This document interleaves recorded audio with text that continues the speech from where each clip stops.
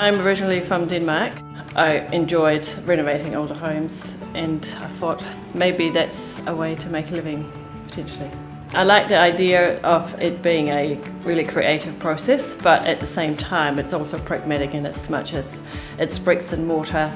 You're actually building it for people to use. And it's just that transformation of spaces and seeing people living in these spaces that are being transformed and how it just improves their lives and how happy they become of it.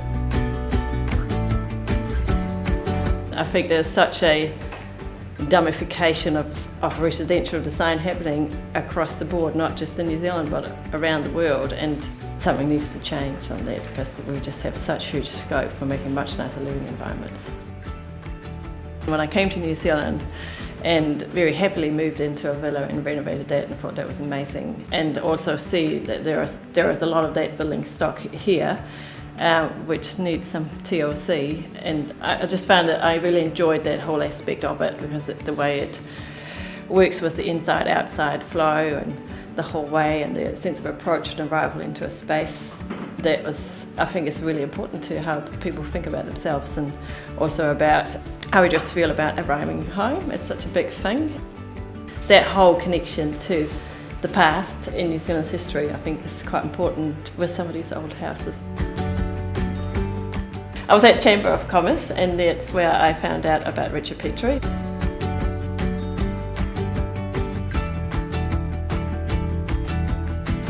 I think there's two parts to being a successful architect. One, you've got to be a good architect, but that's not the issue because they all are. But they need to be a marketer of architectural services as well. Because if you don't do the first job, there is no second job. Or it's a pretty crummy job. So it's really tough because no one's teaching it. I think it's because we don't know how to market ourselves.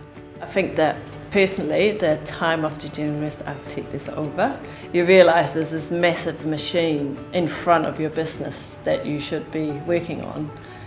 I mean, Richard calls it being a marketer first and an architect second, and that takes a little bit of getting used to. Always marketing, once you get into this whole groove of marketing and running a business, then you're always looking. So first you actually have to overcome the hurdle within yourself about, no, I have to market my business. Then secondly, you have to sort of overcome the hurdle of the wider framework of architects in New Zealand who doesn't necessarily enjoy you marketing yourself. And then lastly, then it's like, oh my goodness, what do I actually do? You know, so there's all this internalized stuff that needs to happen first, I believe, before you actually start doing the nuts and bolts of marketing. If you're a business owner, you have to be into marketing because this is really just psychology. And the people you're selling to are just people with thoughts and feelings and certain triggers that make them do things in certain ways.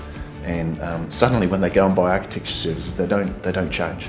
You know, people are people.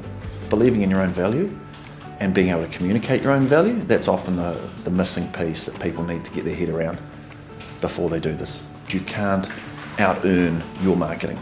So number one is, if I do great work, I'll be busy. That's a lie, right? You do good work, I do good work, Mona does good work. And half the time, most of the people, 80% of the people aren't flat out busy. Mistake number two is thinking if I spend money on marketing or traditional marketing, that'll make me busy. That's not true either.